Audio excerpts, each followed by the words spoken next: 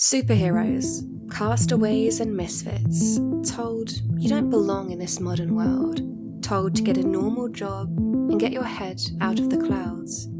So you suppress your greatest power, knowing deep down, you're living a lie. You feel the dreams and powers diminishing, keeping them locked into the deepest caverns of your mind. But what if there was a way to be a real-life superhero? What if there was a way to use your unique gift to make an impact on lives all around the world? And what would your life be like if you stepped into your superpowers?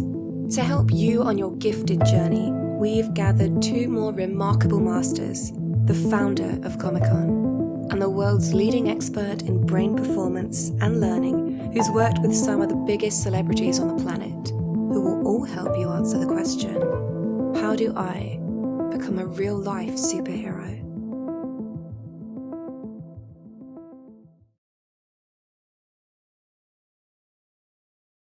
All right, I am here with two of my BFFs.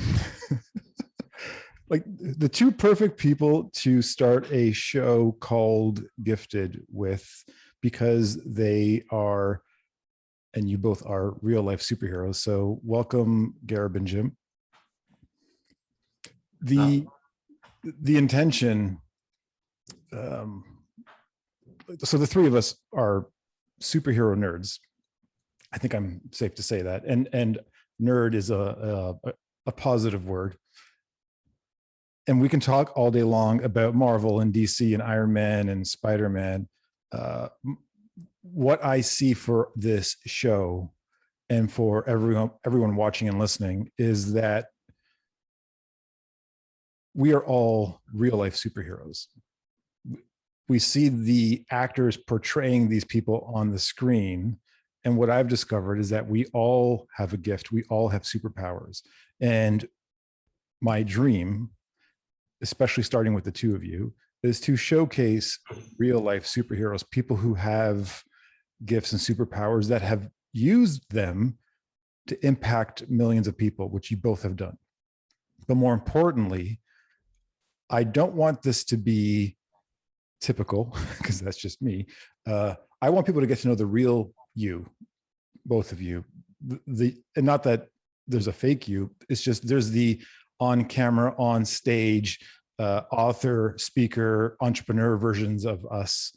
And then there's the three of us hanging out on Zoom watching Loki and going to movies together and having coffee together and having dinner together, where we have these incredible conversations. And imagine if people got to jump in and listen in. And that's what I want. And I'm so honored that you are here with me today. So I think to kick off, it would be extremely appropriate to talk about a bit of origin stories, since we're having a superhero theme. And maybe, Gareb, we'll start with you. So people know you from Comic-Con, and the fact that you've created ginormous events, bringing millions of people to these events. I want to learn way more about young Gareb, and I'll show a bit of what I do know from our conversations and stuff, but I think there's a lot of details that I'm even missing. So I believe your parents had a comic book store that you worked at. Is this true? Yeah, definitely. Yeah, I grew up with three brothers. So, as a kid growing up, sports cards and comic books was just normal life, for us. And literally every weekend we would go to a sports card or a comic book show to fill in the gaps, or to get books that we hadn't seen before, or trying to find, or sports cards that we're looking, or trying to meet Mickey Mantle or any of the sports athletes at the time. So it just was a huge family hobby starting out. And the story of Wizard Magazine, which is, I think, the first business you started, met your own need, because a lot of people would come into the store complaining about, where do I find prices for things, or where do I find information or news on this or about this world? How did that all unfold? Yeah, so I when I was away at college, Actually, as a kid, my mom opened up a sports card and comic book store. It was such a big family hobby that we called it the Wizard of Cards and Comics. And it was in Nanuet, New York, right outside Manhattan, about 30 minutes outside.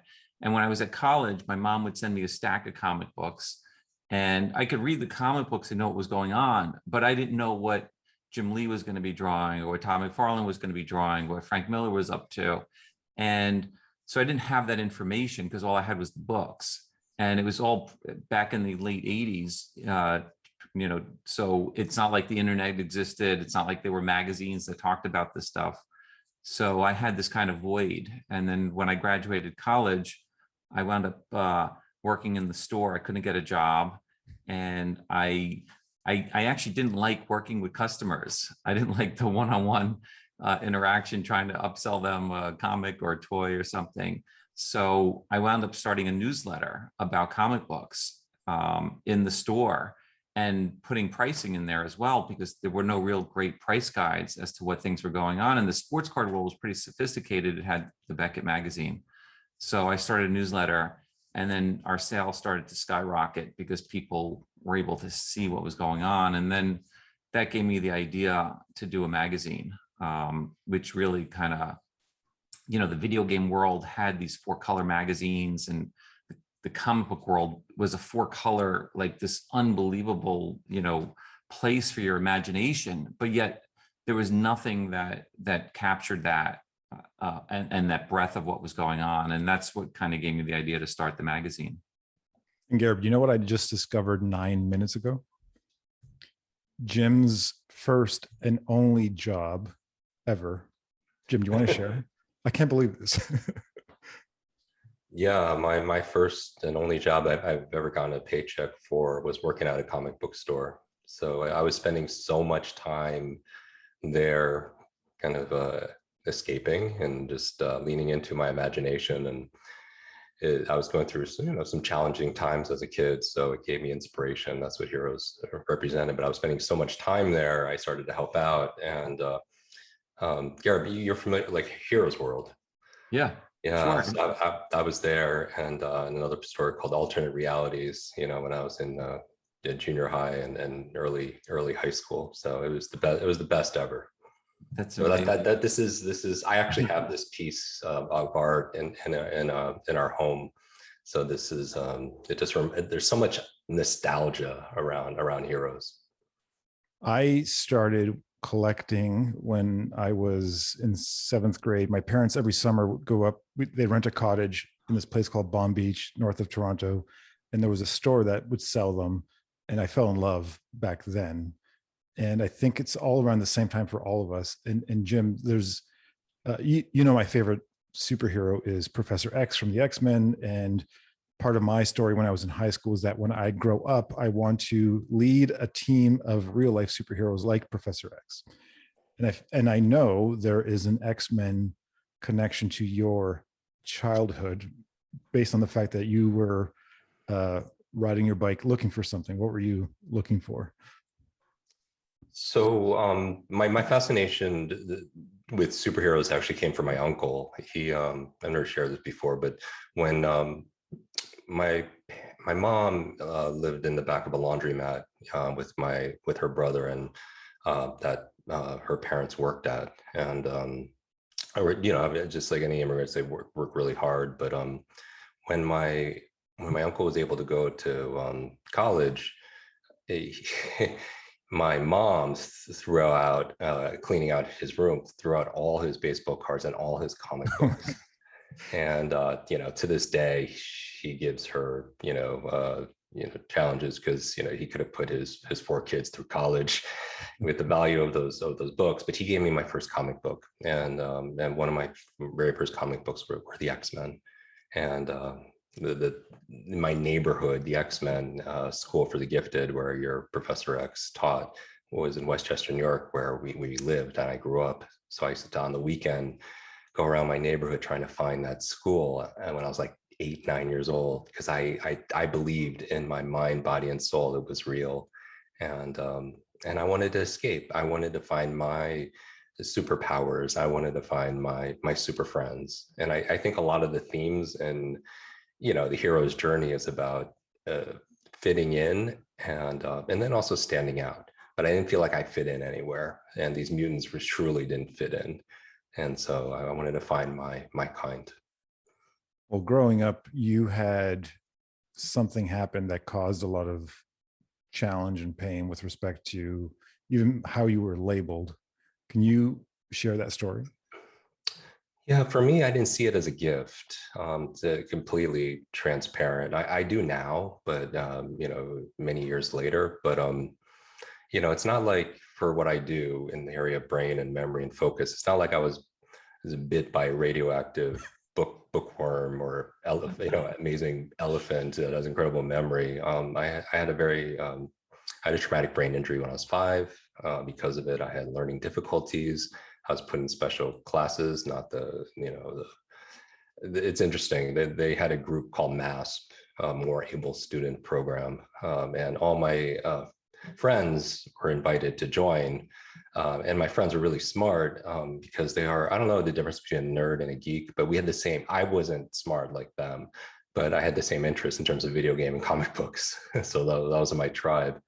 So I was the only one not picked to be in that group, More Able Student Program. So I created my own group called LASP, Less Able Student Program, when I was in elementary school. So that was my mindset.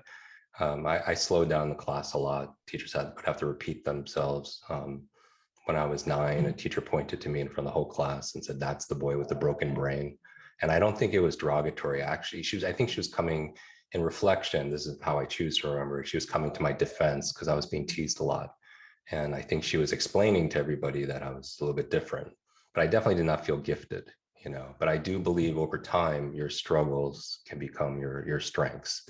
That when you look at the themes of superheroes, they're the ones that overcome so much adversity, and they try to represent the best in us and really what's possible. Well, I feel like my story is the opposite, and at the same time, it's the same. So being labeled gifted because of the school doing IQ testing and scoring really high. And then once a week, I would go to a different school for a gifted class. But then when I came back to my regular school, being bullied all the time, it made fun of, which didn't make sense. And part of it now, I know that the label was put on me, but also caused pain for people who didn't have it.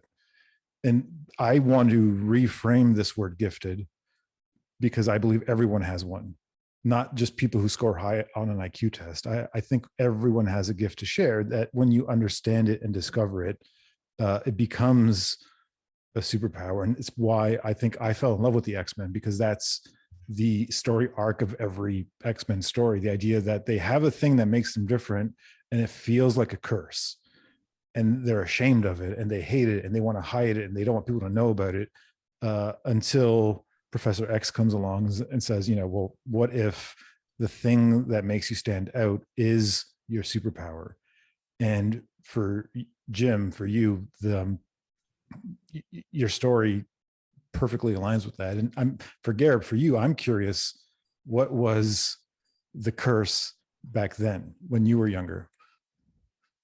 So I always try to think about it, and I come from a very different type of place where I don't feel like I had a curse. I feel like I came from a very blessed life, and by that we were middle class. It wasn't financially blessed. It was that I had a very loving, warm family.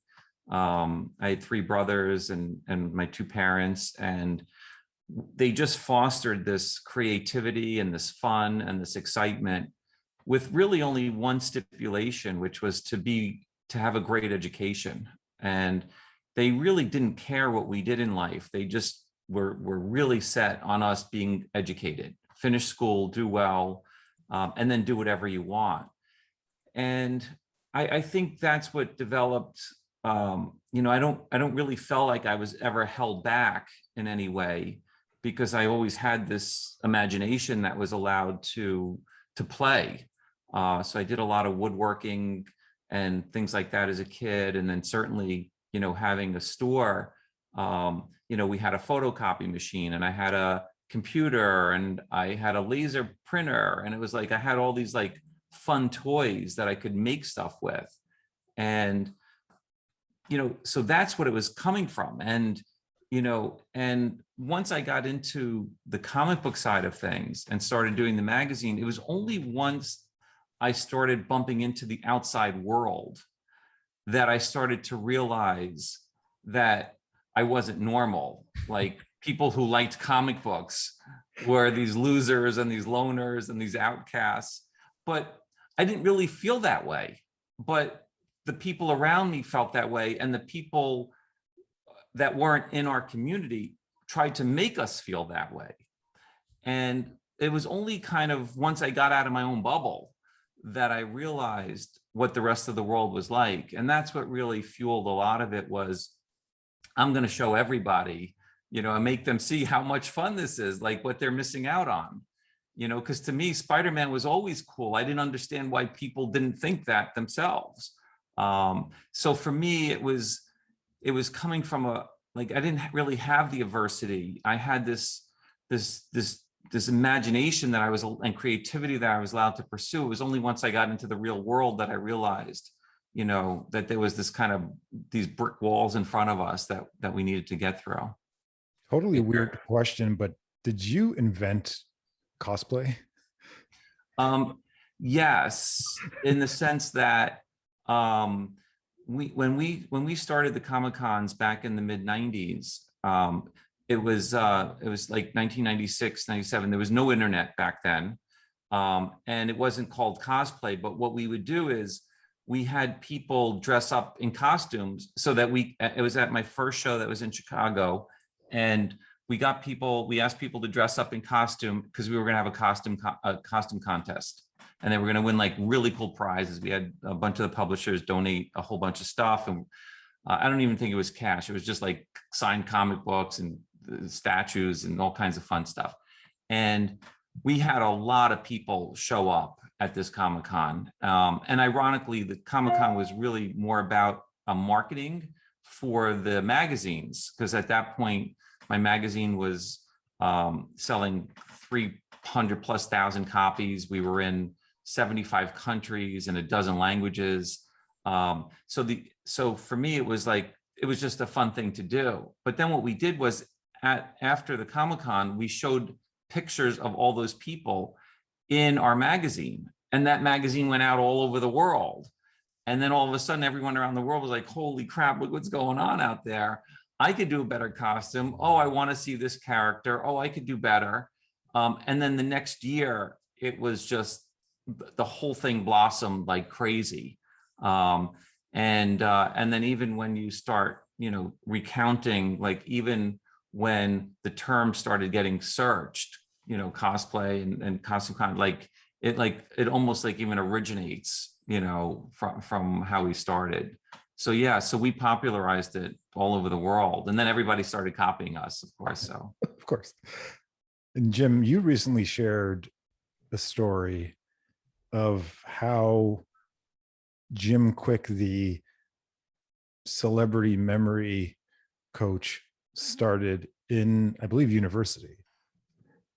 Can you share the story about how you posting the flyer about doing a course and assuming no one showed up, but there was this full room? Can you I love this. Yeah. I just had a quick question for Gareb while it's on my mind. When you, with your parents' approach to child rearing and education and having flexibility, do you take similar approach with your kids?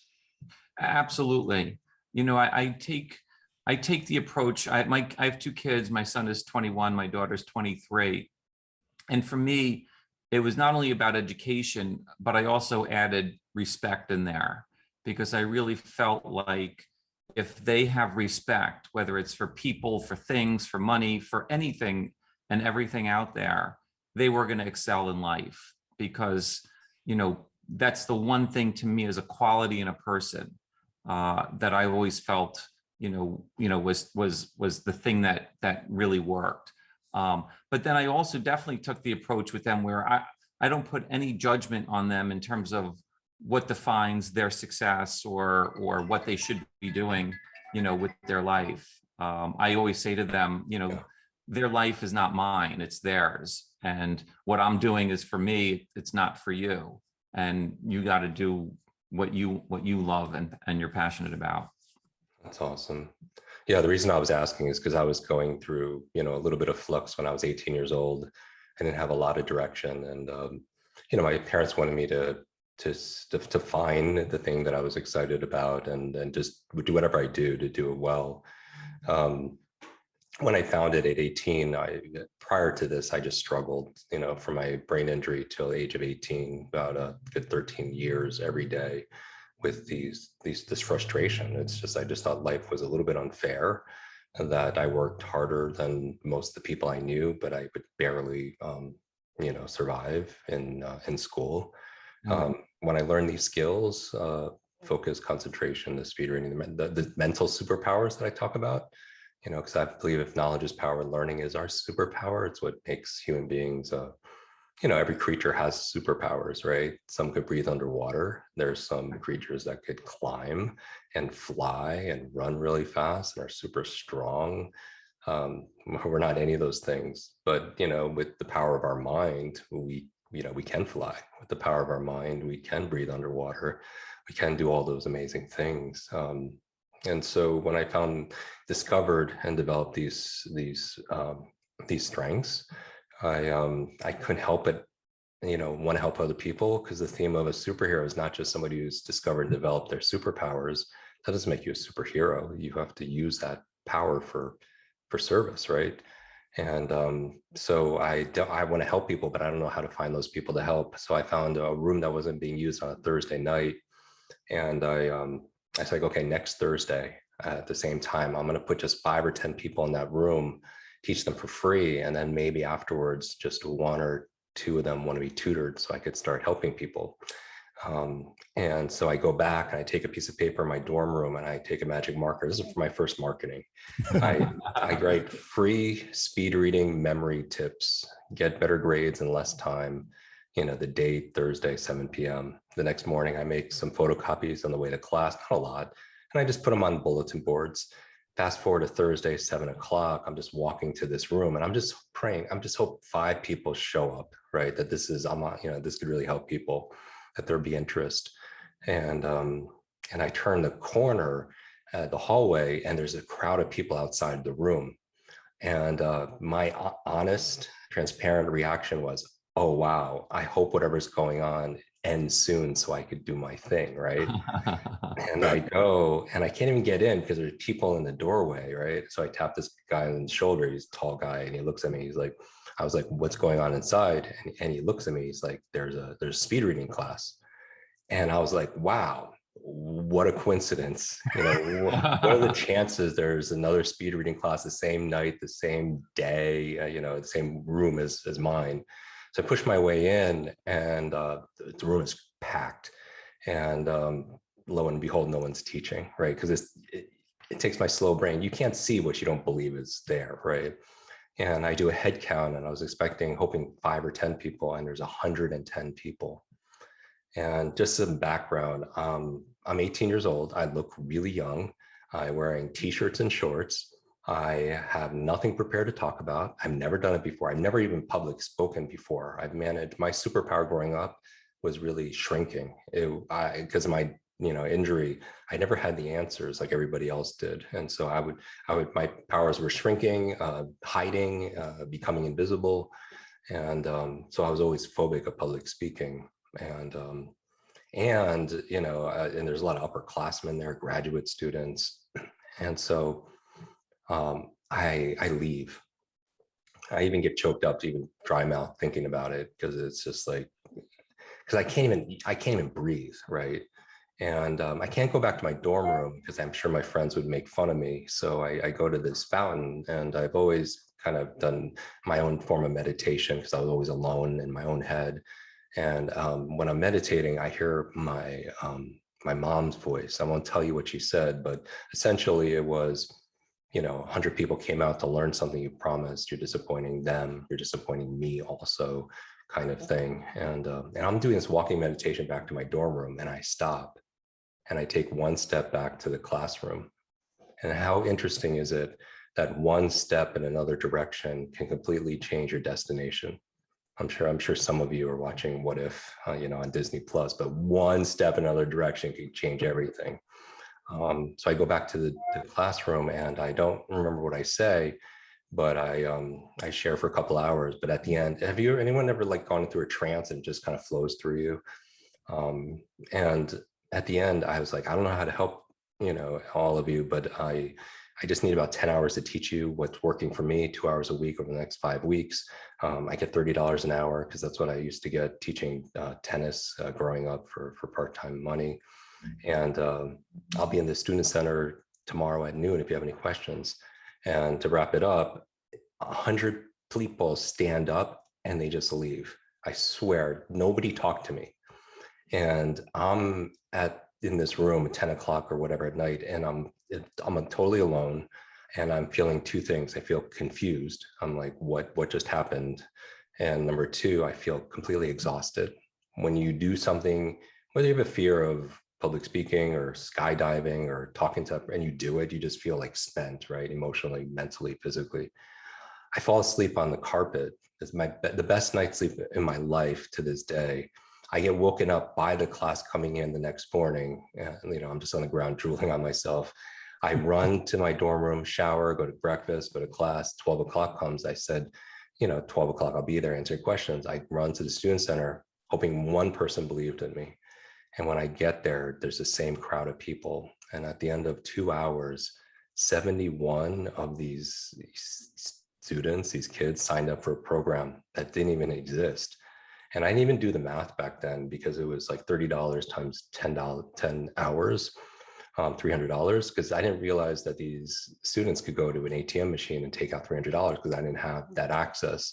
So now I'm not even 19 years old and I have $21,000 cash in my book bag. And I think, what am I going to do with this? And I think about my first mentor, who said this Mark Twain quote, "Don't let school get in the way of your education." And I use almost every dollar to reinvest in my own growth. And I travel the world. I go to Europe and, I go all these places and learning my craft. And the reason why I'm here today is because one of those 71 students, she was a freshman in college. She read 30 books in 30 days. And her motivation was her mom was dying of terminal cancer. Doctors gave her mom 2 months to live. And the books she was reading were books on health and wellness. And she ended up saving her mom's life. And when I heard that, I realized that, again, if knowledge is power, learning is our superpower. And it's a superpower we all have, right? And it's just, we weren't taught in school. So that's why I'm really excited, about this superhero journey, because through adversity, sometimes, it could be an advantage. Wow. Gareb,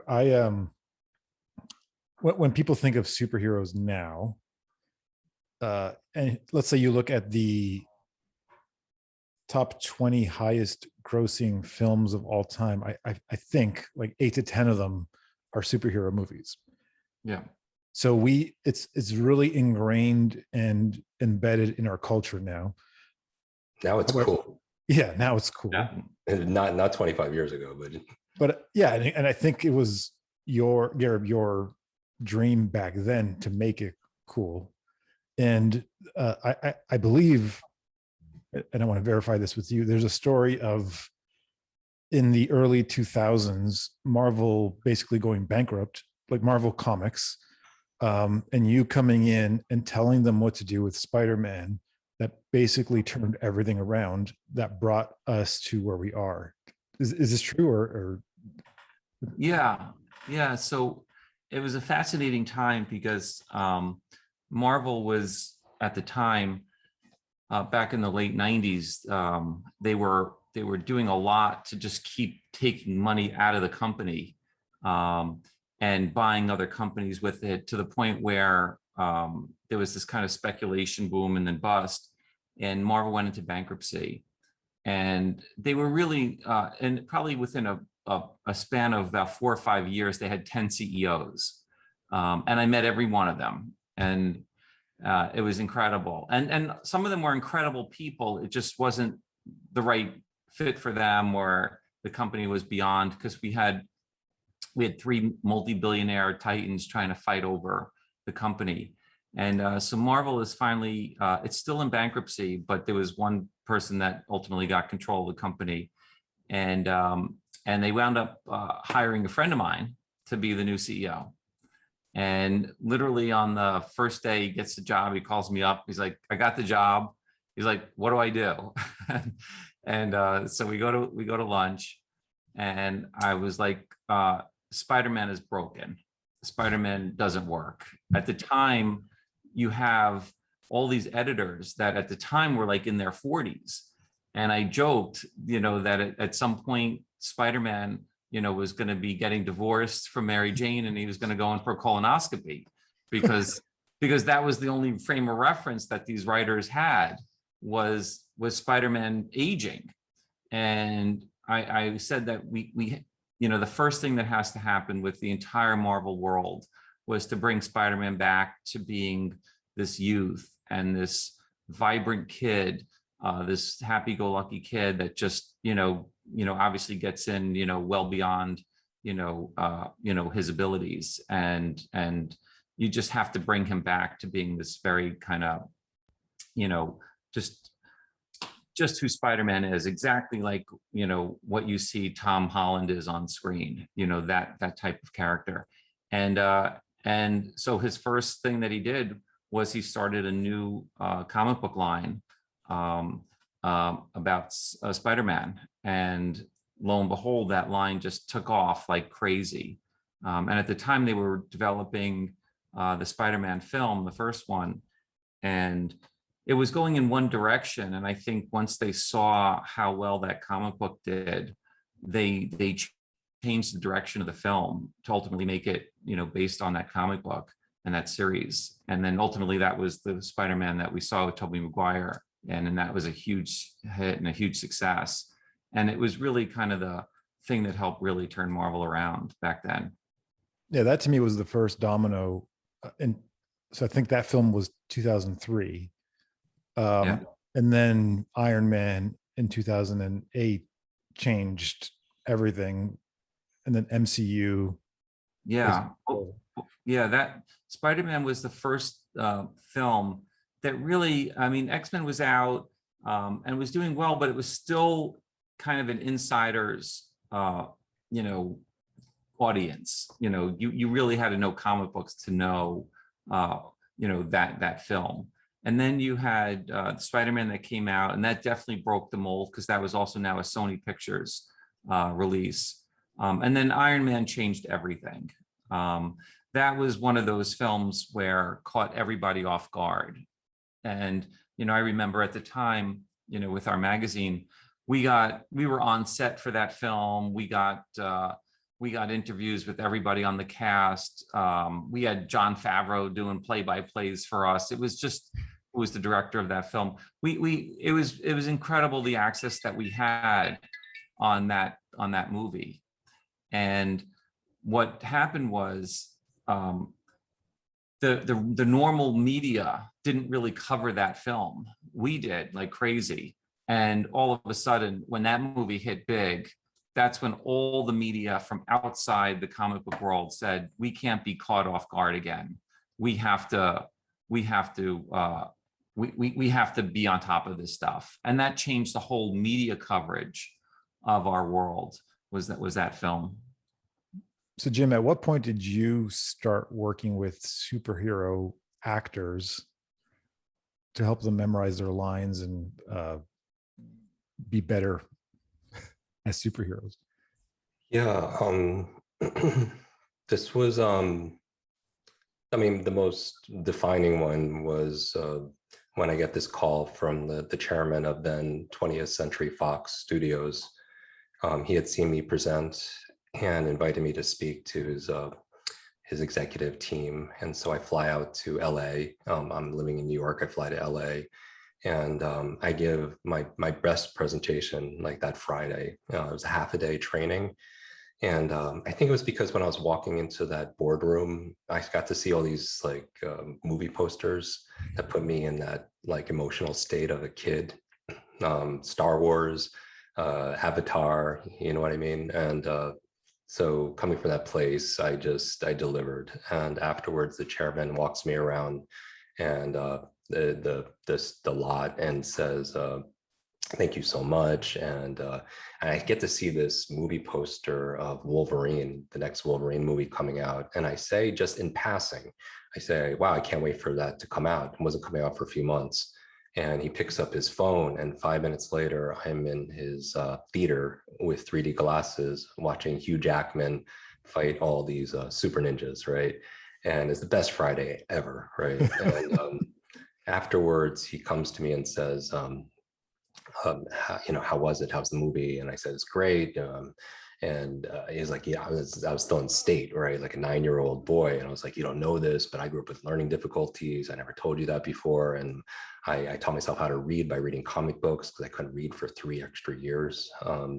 And my favorite comic books were Wolverine and the X-Men, not because they were the strongest, because they just, they were mutants and they didn't fit in. They were marginalized, and they're bullied. And that's, I could relate to that. And I tell him how I used to ride my bicycle, in Westchester trying to find the school. And he's like, Jim, wait, he's like, I didn't know you like superheroes. He said, do you want to go to Comic-Con? And I was like, when's Comic-Con this year? He's like, it's now, today, Friday, Saturday, Sunday. And I was like, I went from a 9-year-old to a 99-year-old in my head and my heart. I was like, oh, how am I going to get to San Diego from LA? There's gonna be so much traffic on the weekend. I don't have my cosplay. I don't know if these pictures will ever surface, but I don't have anything to wear. I have meetings here in LA. I'm just making all these, and he's just staring at me, and he's like, Jim, do you want to go? I'm going tomorrow. And I'm like, oh yeah, you're going. I want to go with you. So next morning, he picks me up at the hotel, and we go, instead of driving, we go to the airport, and we get on the plane, and we're the last ones on. And when I get on the plane, I swear to you, the entire cast of X-Men was on the plane. And I don't even see Hugh Jackman and Patrick Stewart. I literally see like Wolverine, Professor X, and I'm sitting between Halle Berry and Jennifer Lawrence going to Comic-Con, right? And it was amazing, right? It was a different kind of experience than normally experience. It's kind of like being with Gareb, for Ace Comics. You just get the VIP treatment, and I have some of the best memories is with the three of us going to Gareb's events. Yeah. And anyway, from there, they were like, wow, they really like you. How would you like to go on set? I was like, what do you mean? We have another 30 days of filming the new X-Men movie in Montreal, Days of Future Past. And I was like, I would love to do that. I've never been on a film set. What can I do for you though? He's like, do the same thing you did for us. Teach them the speed read scripts, memorize their lines, have focus and concentration on camera and stage. I'm like, I could totally do that. So the next morning we get on what they call the X Jet, and we're going to Montreal, and I'm just brain training the cast and crew. And when the very first scene that they shot the next day took place in the X-Men school, and I'll always remember that, because it's just, I got, as a child, to see my superheroes come to life, because I've been looking for this school, right? I spent a week there. I go back home in New York, and there's a package waiting for me, and it's the size of a plasma, like a TV, right?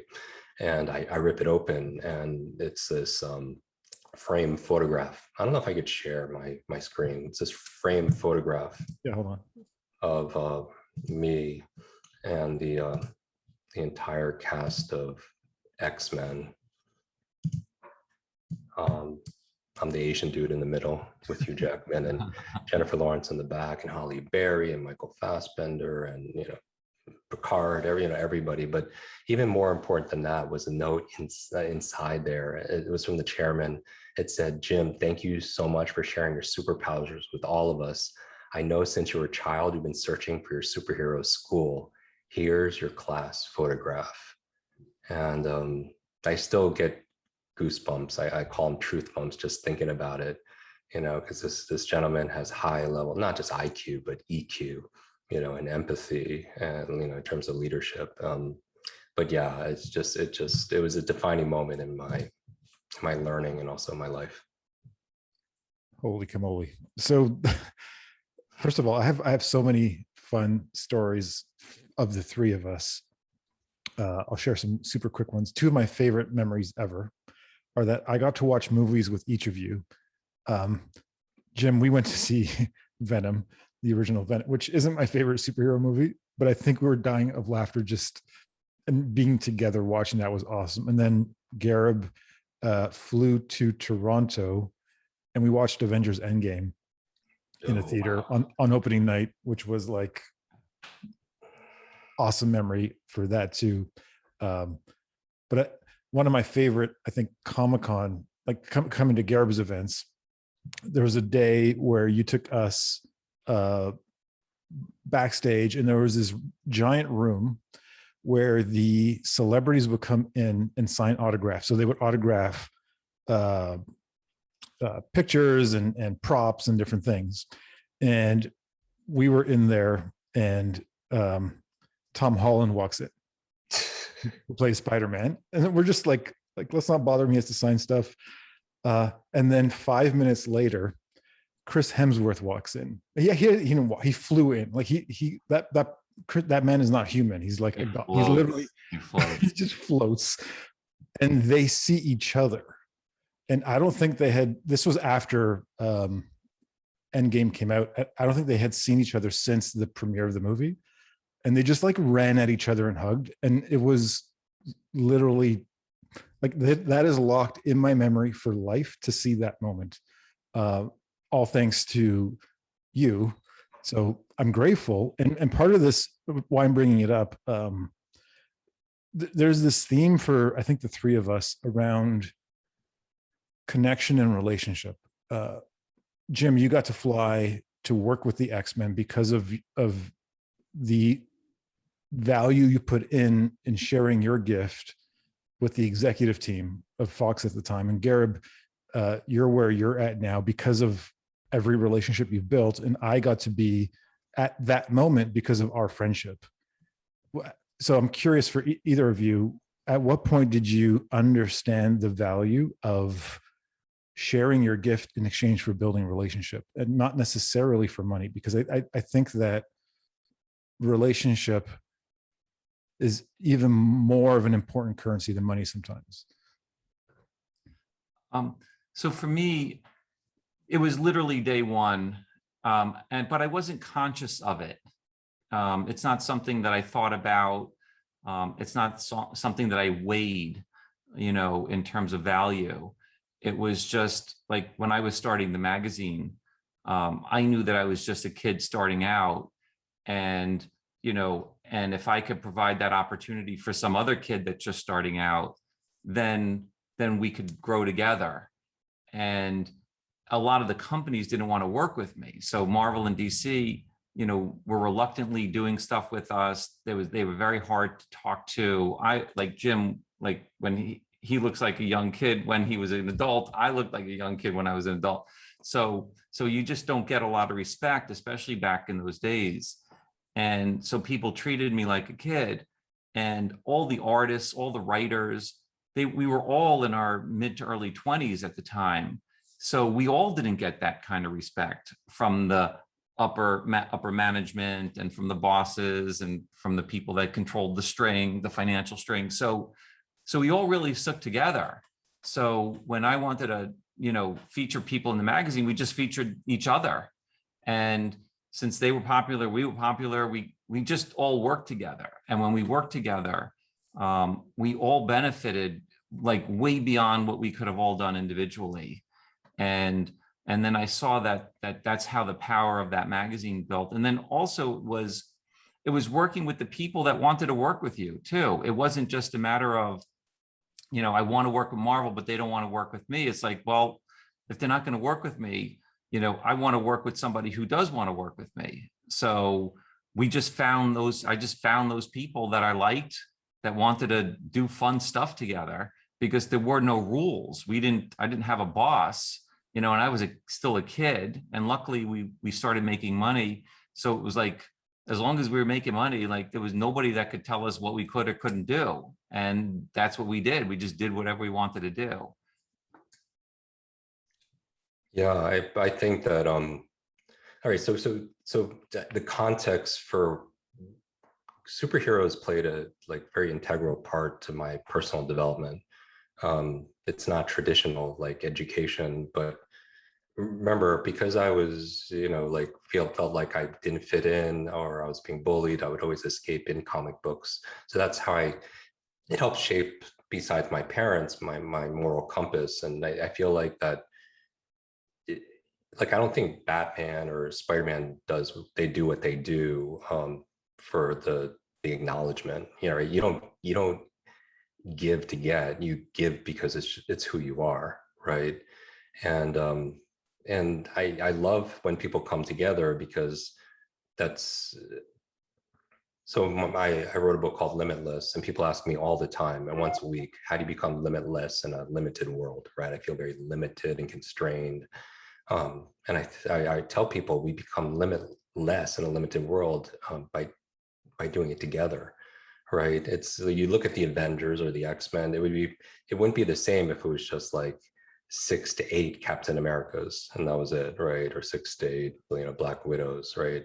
And so it's everyone coming together, bringing their own strengths, and we all have superpowers, and maybe the word, it just complements each other. And so I just feel like we could do so much more. And like that African proverb, if you want to go fast, you go alone, but if you want to go further, you go together. And I feel like that's why we're here. We learn so we can earn, learn our living, so that we could return, right? So we could give, like if I give you $1 and you give me $1, so what? Same dollar, right? But if I share a connection with you, I share an idea with you, and you share, one with me, all of a sudden we have 2 brand new, more value than was there before. And I really do believe the sky is not the limit. I really do believe it's our minds and our hearts that are more the limit. Yeah. Also, Gio, the other thing too that happened, it's almost like I've had a kind of a second life in a way, where I did so much over my life, where we created a platform to basically set a stage for so many artists and writers and celebrities and fans to engage. And it was just some of the most wonderful times you could imagine in life. But then when I took a break for a little bit and I came back to it, and I can look back on 25 or 30 years of doing it, it's extraordinary what I'm feeling these days, where I bump into people that grew up reading the magazine, or grew up going to the ComicCon, or met a celebrity, or or had, where they met their hero or they met their superhero. And it's just it's probably the most warm feeling I get in life now, is the impact that we've had on people over this period of time, especially because we've affected people during their youth, during their growing stages, during their formative years. And we found like this incredible place in their heart. And so I basically want to say that no matter what you do now, like the rewards down the road like will make you feel so much greater than what you could ever imagine at the time. What brings you the most joy from this work? So for me, it is being able to change the way people can access this material, or access their imagination, or be part of it, to help them engage. And mostly it's to get things or do things that maybe only I could do, and then provide that to other people, right? So it's creating this window into this world that people can access, right? So it's like, whether it's you and Jim coming to the events and being able to enter that world, like for me, gives me more joy, because I don't take it for granted, of course, but to see your faces light up, you know, when you get to meet your superheroes, is just, to me, it's like, you know, that's the most joy I can get, is to make other people happy like that.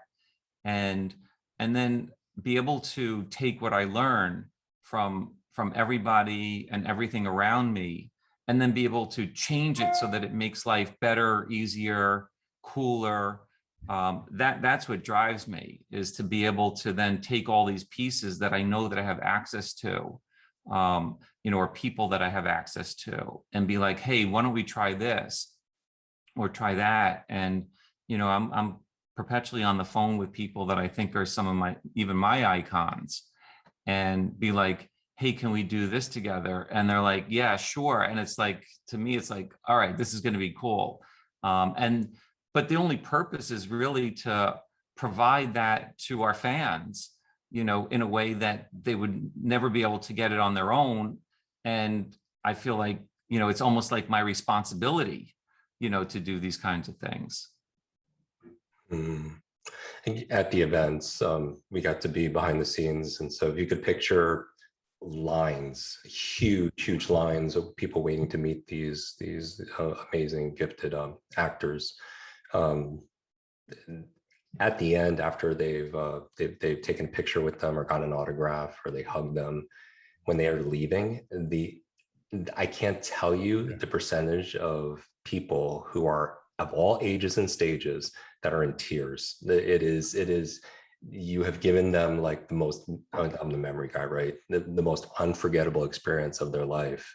Because you think about like memories, like our childhood is when our imaginations are the most unfiltered and limitless, right? So when anything feels possible, therefore as adults, superhero stories and meeting those heroes, you know, it's something primal, allows us to reconnect with that developmental stage, you know, when we could really shut out our external reality and go on an exciting adventure, right?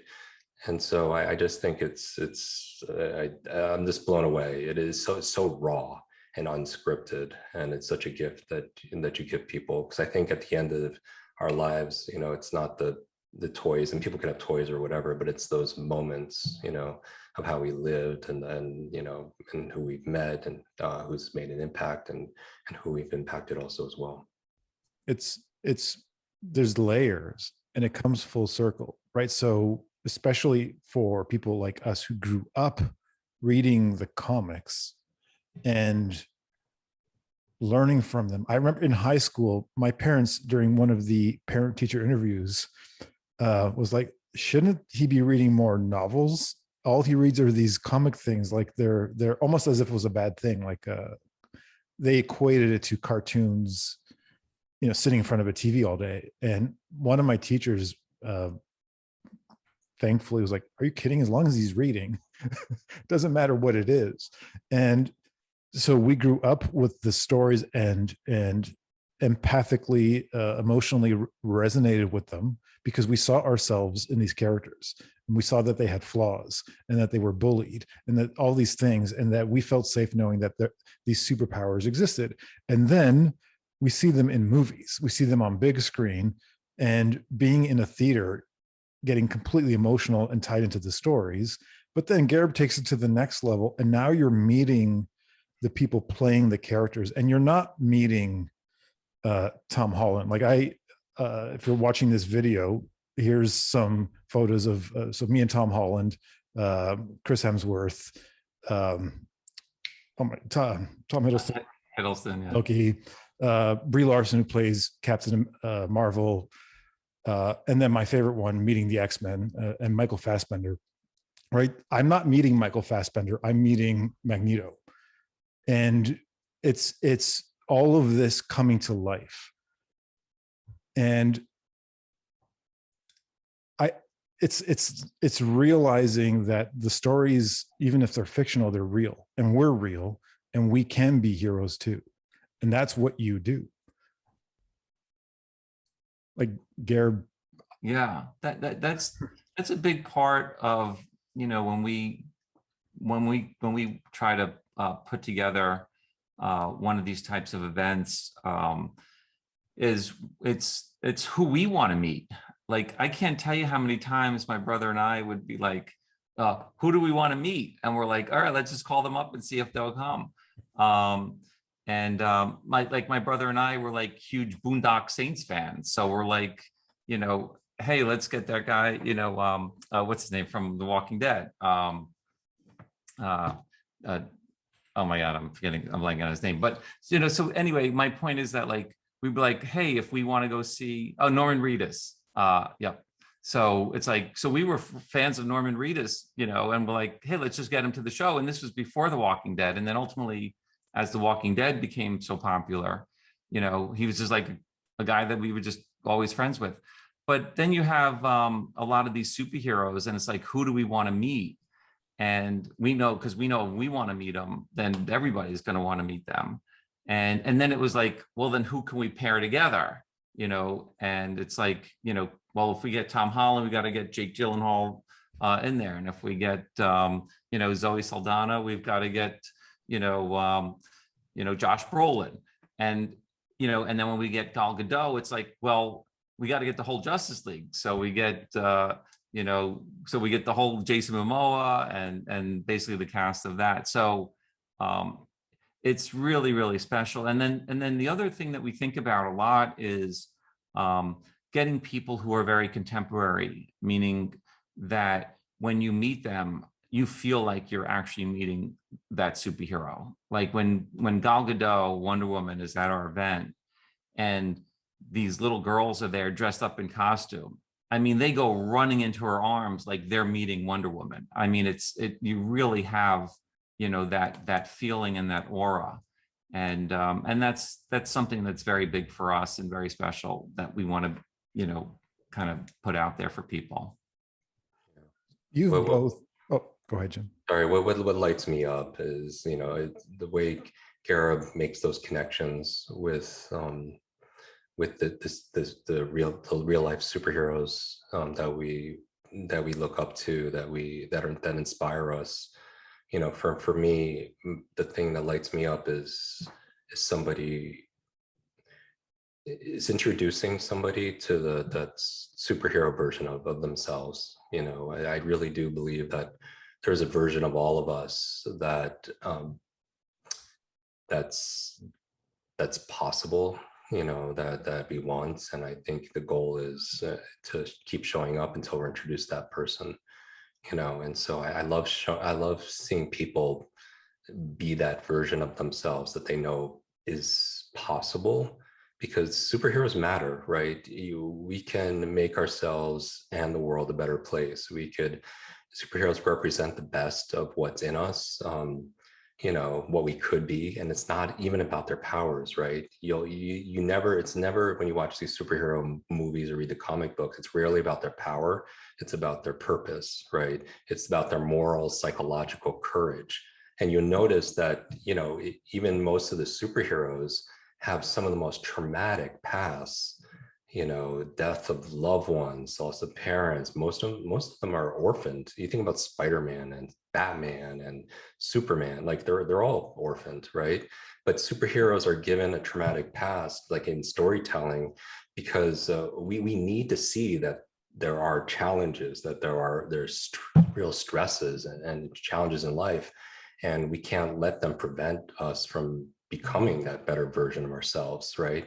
The pain of loss and trauma can be transformed into a new life, into a new purpose, and to work towards some kind of higher ideal, like for those people who like Captain America or Superman, right? Yes, they are very powerful, but it's their integrity. They do what's right, like even that the first Captain America, remember he's like really skinny and scrawny, and he kept on failing the tests, and the scientists asked him, do you want to kill Nazis? And he's like, I don't want to kill anyone, but I don't like bullies. I don't care where they're from, but there's some principle that's there. right? They remind us, that we could do what's right even during, really tough times. So I've also been blessed to shadow Jim around as well. So it's fun because for me, I get to see, somebody that I admired too, being able to connect with people. I've not only would Jim also join me at the events, but I've joined Jim at the UN, in front of world leaders and also at other speaking events. And it's so wonderful to have people come up and just thank you for the impact, that they've had on their lives. And you may not think that it's a big deal, but you really are changing people's paths. And like Jim said, one step could change everything. And it really is true. I mean, it absolutely is fundamental. And the ripple effect, like Gio introduced Gareb and I, so like the ripple effect is massive, right? The butterfly effect, this idea that a butterfly flapping its wings in LA could create a tsunami halfway across the world because of dynamic systems that we don't know the changes, and that one kind act or one introduction, could change the entire cosmos. You've both impacted millions of people. I believe a lot of people in our community have that desire, that dream to create that big of a change. And I also believe that we're all going to face, and this is very hero's journey-ish, but we're all going to face obstacles, dragons that we have to slay, kryptonite, using some superhero language. What is the kryptonite? Is it internal, or is it a thing externally or internally? And my feeling is that most of it is internal. I think it's all internal, because I've had lots of opportunities or lots of situations where I've had people disappoint me, make promises, take advantage of me, do all kinds of, competitors doing, nasty things. So that all happens, and it's going to happen, unfortunately. But the only way to succeed is it's going to come from you. You're going to have these adversities. It's just normal. Anytime whether you achieve some success or you've got something really good going on, there's going to be people that are going to want to, whether it's detract from it or take some of your sunshine. And I don't mean to be negative about it, but it's just a lot of people, unfortunately, feel like they need to do those kinds of things. But it's only going to come from your internal drive, to get past that and to find the people that you trust in life. And you have to take those chances. Otherwise it just won't work. So unfortunately, it's almost like you can't even become successful without having to have gone through those adversities. Because if you didn't go through the adversities, you almost didn't take enough chances. Yeah, I think I agree that there's always usually an external enemy and then also an internal one. That if you watch the comics or the books, that you always have, there's a Thanos or whatever. And it's just remember, the nice life lesson. It's the size of the villain that really determines the strength of the hero. Right. If any of these comic books or movies, just, if the good guys, quote unquote, were just fighting somebody who was just, kind of mediocre, that movie's not going to do well. Right. Because there's no struggle. But it's always like, whether you take, The Wizard of Oz, Harry Potter, any of the superhero films, it's usually when we overcome that inner enemy, that we overcome the external one, and that person's life is never going to be the same, right? And I created Limitless, like the opening is all hero's journey, right? Like I just take Joseph Campbell and I take you through the stages. So I'm such a big fan of it. But I also believe that when you're when we're going through these struggles, that we are tested with dragons and everything, and we eventually find some kind of mentor. But when people start believing themselves, when they get over, it's all about liberation. That's really all great stories, right? It's going from limited, or it's going from limited to liberated, right? There's some kind of freedom that happens in any great film. And so I think it's a great metaphor for our lives also, right? That when people take going through trauma or whatever, when you think about what lies at the heart, how does like someone like Spider-Man or Batman inspire us to cope with adversity? All they do is they're channeling loss, right? When you think about trauma, it's like, which is like Batman's origin story. It's which Bruce Wayne, he dedicates himself to fighting crime after he sees his parents murdered. But he takes that energy and that angst to say, this isn't going to happen to anybody if it's, it's possible. And so many people's experience that's very the stress-induced growth. People hear a lot about post-traumatic stress. We don't hear a lot about post-traumatic growth. I bet that some people who are listening to this have the experience where they've gone through crazy adversity that they won't wish upon anybody, even their enemy, right? But some people come out of it owning it, meaning that they found something in there that they didn't have before. They found a strength. They found clarity. They found a mission. They found a purpose. And that's what post-traumatic growth is. And I think we're all here to walk side by side and take each other home, as it is. But it's but nobody has to do it by themselves. Post-traumatic growth is brilliant. And It is.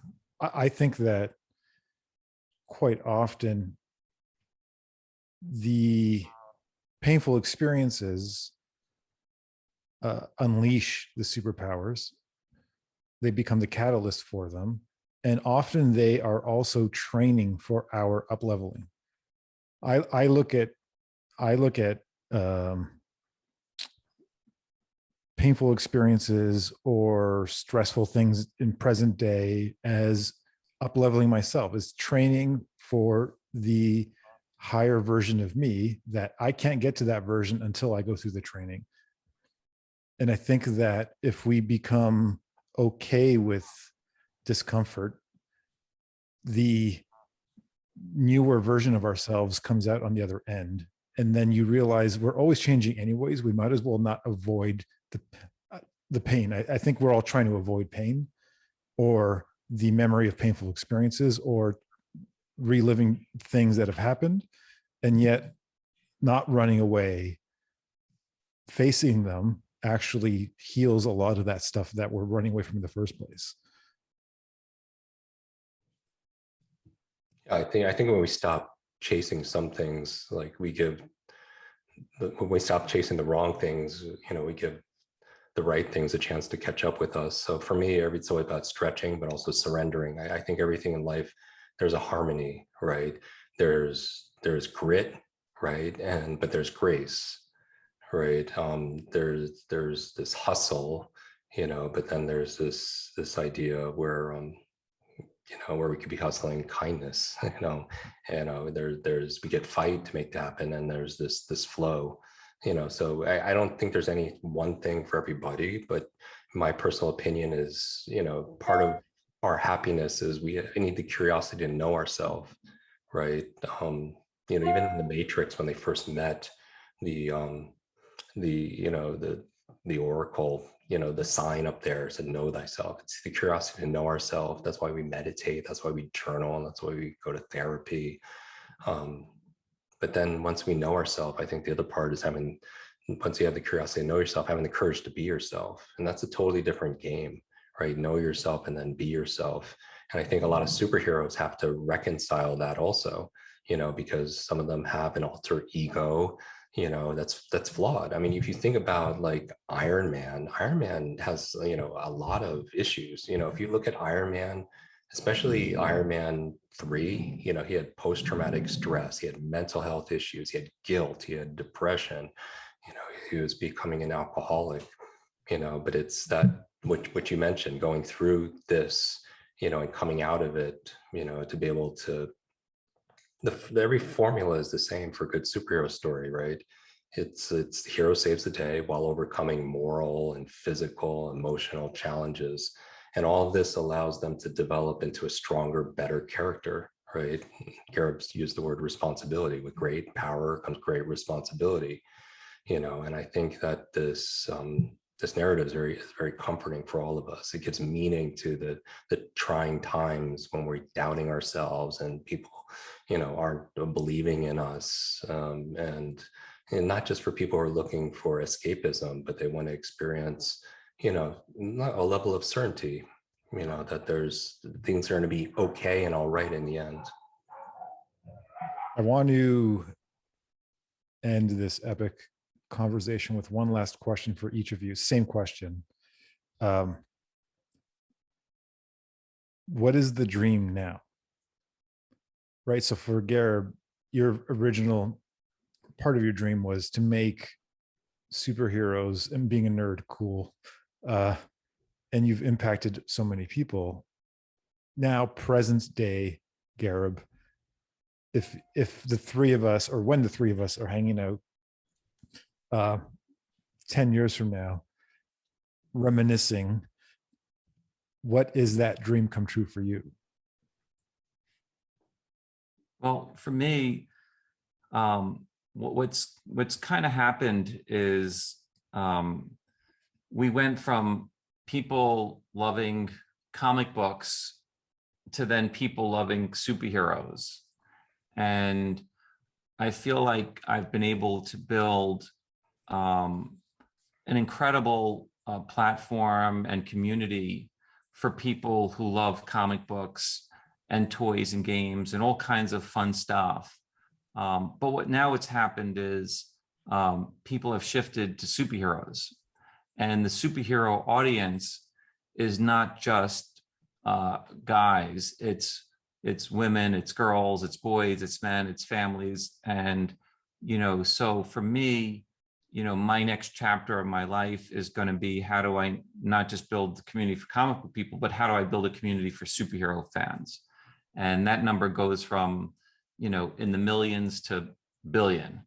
And so, you know, that to me is where my heart and energy are going to be put towards.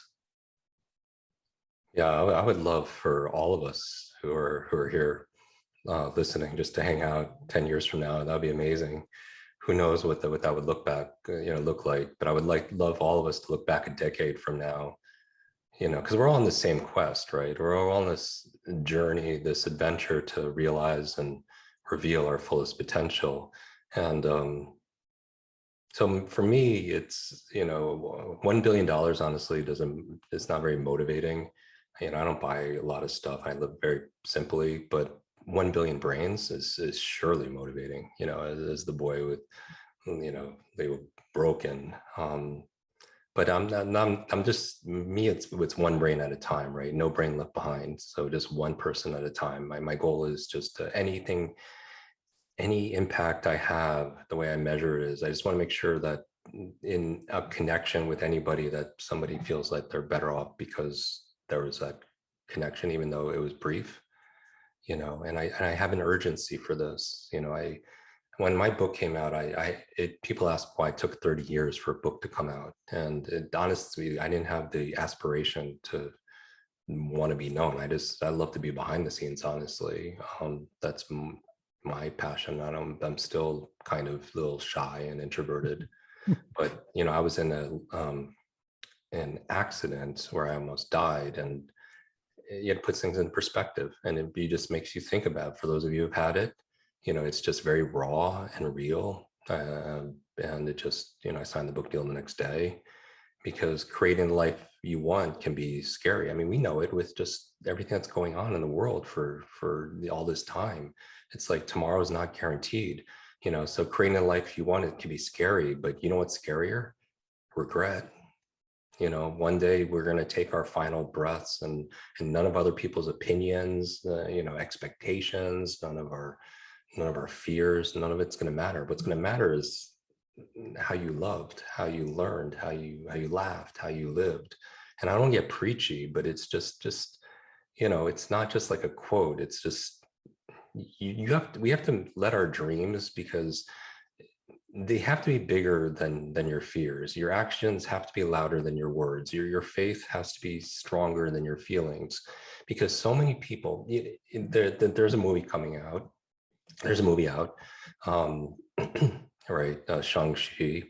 And I won't, no spoilers if no one saw it, but there's two words that I heard that was very underplayed. And I'm not going to give you context, so it's not going to spoil it anywhere. But the words were stop hiding. Stop hiding. So many people, and I'm guilty of this also, we dim our light because we're scared that it's going to shine maybe into somebody else's eyes. And there's no reason to play small so that the others, especially those that you love, can feel bigger. Right. And I think people ask, oh, how do I change my spouse or my whatever? You don't, right? How hard is it to change yourself? And think about how difficult that is, and try doing that for somebody else. But what you can do is be an example for those people. And I think that's what we're here. I believe the life we live are the lessons we teach other people. Right. And the most important thing is to keep the most important things, that's your life. Right. And never worry that somebody's going to outshine you, because it's not a competition, right? We all need to be the brightest we can in our own unique way, as Gio calls it, your gift, right? Your superpowers, and encourage other people to do the same, because it's not possible for there to be too much light in a sometimes, this very dim world, right? Together we shine.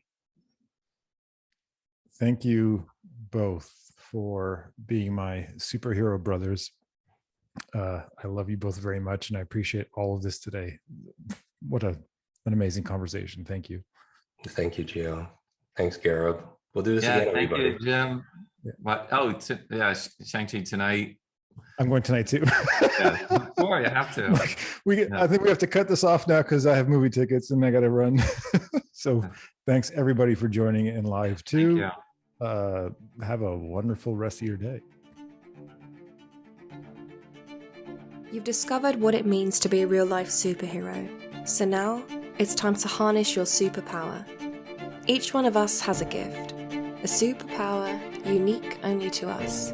And you, my hero friend, have something inside of you, something so special the world needs to see it. Some have told you to push it down or try to forget. Well, we're here to tell you that it's time to unleash it. See you next time, as our next set of guides will show you how to unleash your superpower.